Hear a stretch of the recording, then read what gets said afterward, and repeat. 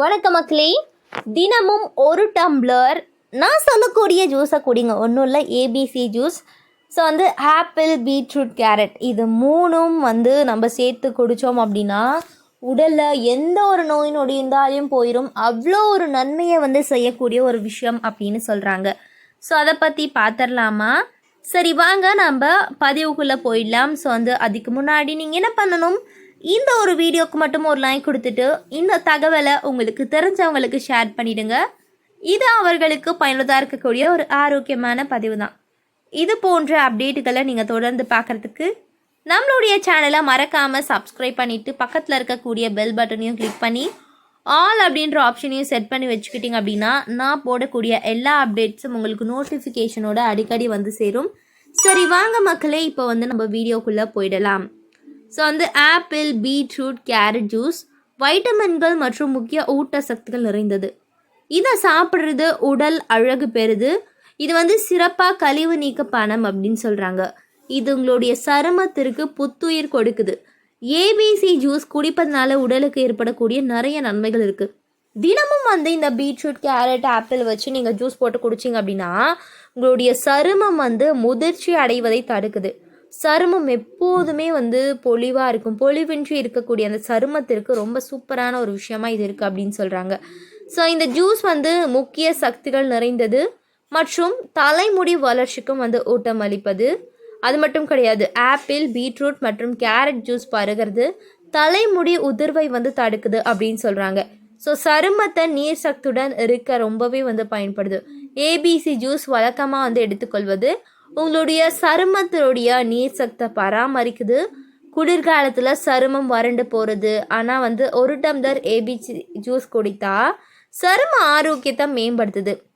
ஆப்பிளில் உள்ள அதிக நீர் சத்து சருமம் வறண்டு போவதிலிருந்து பாதுகாக்குது அப்படின்னு சொல்கிறாங்க. ஸோ ஏபிசி ஜூஸ் சருமத்திற்கு பொலிவை அதிகரிக்குது. உங்களுடைய சருமம் முழுவதிலும் ஒரே ஒரு பளபளப்பை ஏற்படுத்துது அப்படின்னு சொல்கிறாங்க. ஸோ பீட்ரூட் சிறந்த கழிவு நீக்கியாகும். இது சருமத்தில் இருக்கக்கூடிய நச்சுகளை அகற்றுது. எண்ணெய் சுரப்பை கட்டுப்படுத்துது.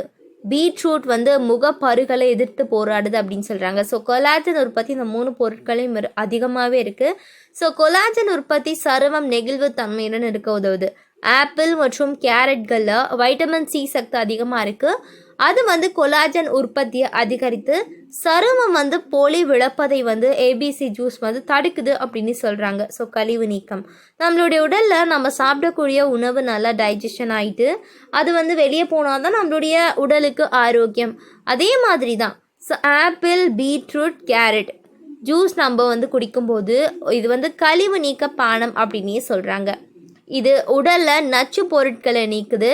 சருமத்தில் ஆழ படிந்துள்ள மாசுக்கள் மற்றும் நச்சுக்களை வெளியேற்றுது அப்படின்னு சொல்கிறாங்க.